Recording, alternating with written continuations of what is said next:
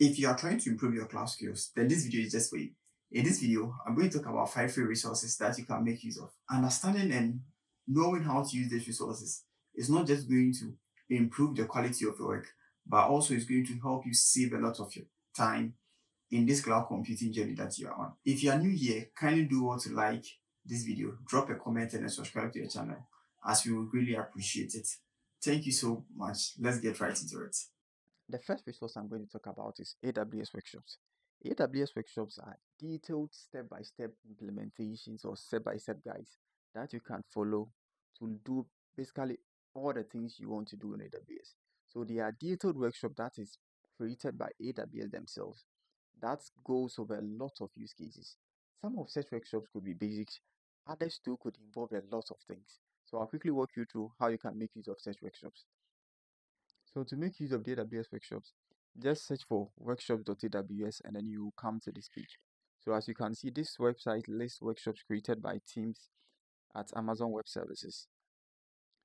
Workshops are hands-on events designed to introduce practical skills, techniques, or concepts which you can use to solve business problems. So this is very crucial and very important resources in your AWS journey. So for example, if you want to learn how to work with say API gateway, I can basically come to API gateway and then I will see some workshops around that, right? And mostly with the AWS workshops, the workshops are grouped into levels. So there are from level 100, 200, 300 through to 400.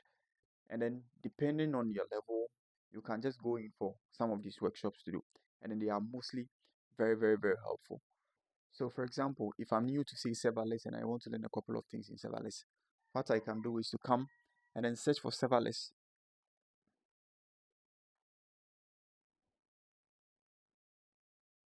And then by clicking on it, I get a list of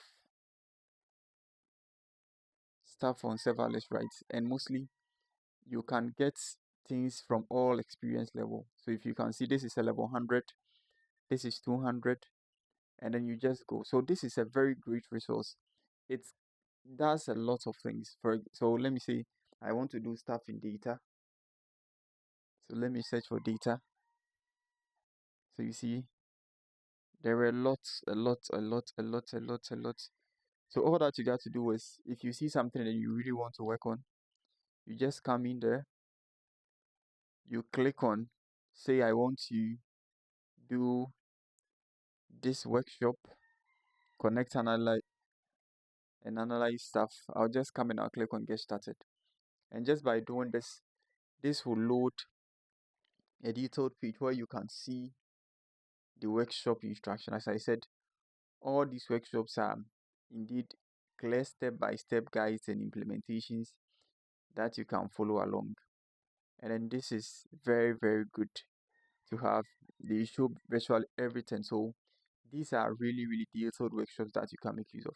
So if you're looking at getting proper hands-on experience in AWS, one of the greatest resources you can ever have is workshops on AWS. Please do well to check them out, and they are definitely going to be very helpful to you.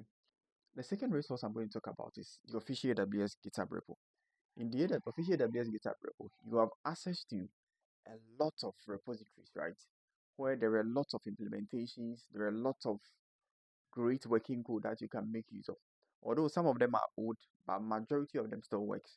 And then you can really, really make use of such resources. So in order to make use of that, just basically search for AWS GitHub sample. So AWS GitHub. So mostly that's going to be the first thing you see. And once you open it, you'll see the official AWS repo. And then there are lots of repositories or projects in here that you can make use of. So just by clicking on it, you can see you have close to 7.5k implementation or code bases that you can make use of. So depending on what you want to do, you just come in here and then you search it. Say you want to do stuff in Bedrock, you come in, you get it, and then you make use of it. This is very, very, very great. So if you are starting your cloud journey, I would definitely encourage you to check this repo out. There are a lot of things that you don't have to spend time doing now. People have worked on it, and most of these repos keep getting updated. As you can see, this was updated just a minute ago, and then you can see there are a lot of things happening behind the scenes. So this is also a great resource to have on your AWS journey. As I said, there are a few of these repos that are very old. So if you are working with, please pay key attention to that. But AWS does a great job in trying to maintain most of these repositories, as you can see, based on the timelines here. So say if I want to check this out, let me go in here. And one beautiful thing with this is mostly AWS include detailed instruction on how to make use of the repo itself. So if you want to check it out, kindly just go to GitHub or Google, search for AWS GitHub samples, and then you get use of these resources too. These are really, really great to have resources. All right, so the next resource I'm going to talk about is very similar to the what we just talked about, and that is the AWS CDK repository. For those of us into infrastructure as code, and by the way, if you're not doing stuff using infrastructure as code, I will encourage you to start doing that.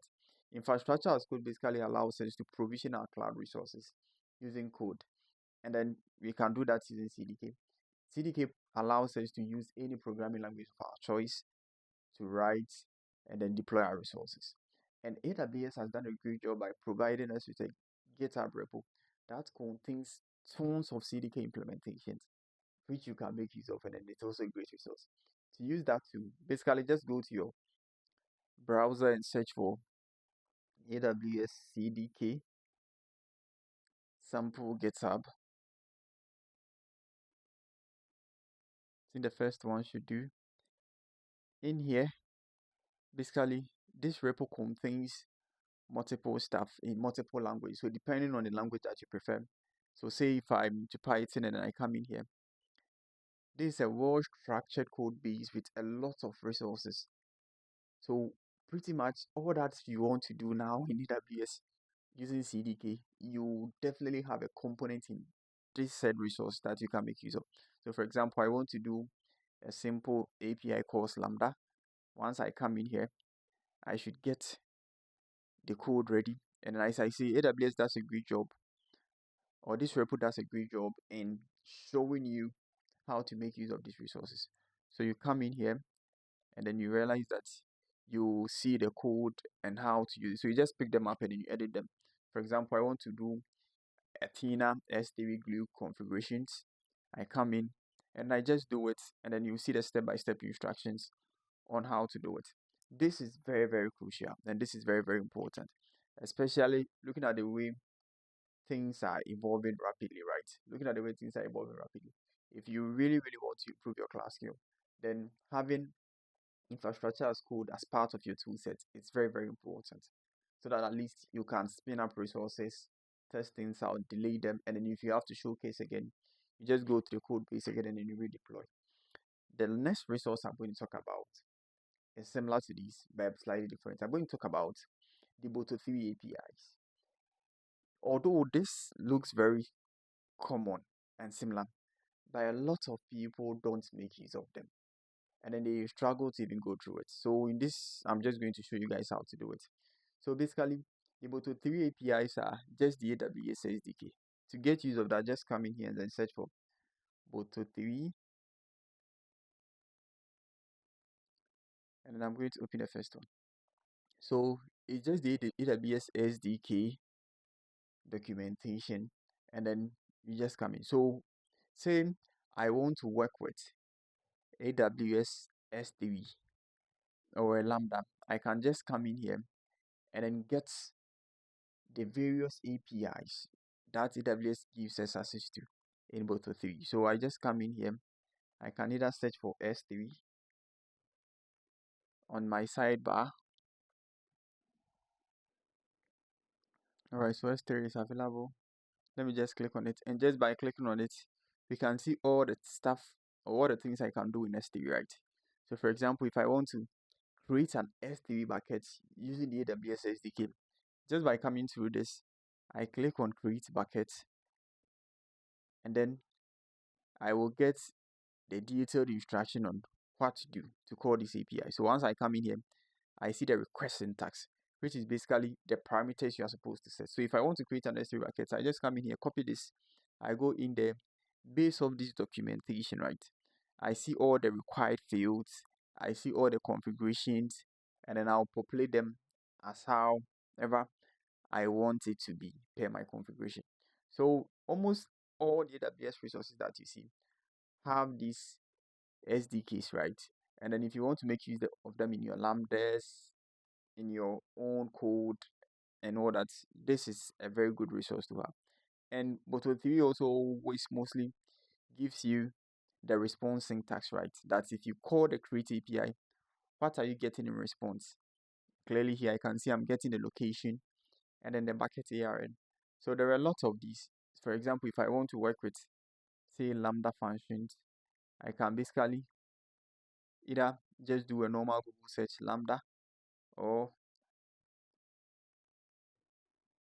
whatever I want to do, and then I should be good. So once I search for Lambda, you can see how do I invoke Lambda, how do I create a Lambda function, get Lambda alias, do all these fancy stuff that we can do manually on our console. As I say, if you are starting your cloud journey, experimenting with all these things, that's very, very important. And then even that's pretty much all the things that we do on the job, right, as cloud engineers. You go, you open your documentation, knowing when to find the resources is very crucial, always. So now I'll quickly proceed to the last resource that I want to talk about. And that resource is AWS Solution Library. AWS Solution Library is basically detailed step-by-step implementation or detailed implementation guide of various solutions that has been approved by AWS, which you can make use of. So depending on whatever industry you find yourself or depending on what you are working on, you can check out if you have an implementation to see if AWS have a solution around that area that you can repurpose for your use case. You just do that. To make use of the AWS Solution Library, all that you got to do again is to just go to your Google and then I can search for AWS Solutions Library. And that's going to be the first one. Let me open. So basically, here's Vector solution and guidance for businesses and technical use cases. So depending on the use case that you are trying to find, right? Depending on industry, you can search for things around that area and then you can definitely make use of them. So for example, if I come here and then I want to find something in the customer experience, I can see there are a lot of implementations that I can check. So Canva Pro, great when blah blah blah. So say I want to check out this Q&A bot intent or something. Let me just click on it. Learn more. So you see, I see the detailed architecture diagram, and most of the time they show you if there is a code base or implementation guide, they can point you to that. Some are external repos, some will take you to workshops and all that. So there are tons of solutions that you can make use of when you come in here. Let me try different industry to see. Say let me check something in automation. So under automation, there are a lot of partners stuff in here, other people implementation that they are working with, that you can check it out. So this is also a very good resource to have. Please do all to check all the resources that I've mentioned out. In conclusion, understanding when and where to look for a particular resource is very key in the whole of IT, especially in cloud computing. If you don't know when to find which resources to help you improve the quality of your work, you are going to spend so much time doing stuff that you would have spent less or no time even doing. If you enjoyed this video, kindly do all to drop a like, leave a comment, subscribe to the channel, and we greatly appreciate it. If you are looking for detailed hands-on workshops too, do all to check out our various playlists and our various implementation, and they will be very helpful to you. My name is Kobina. See you in the next video.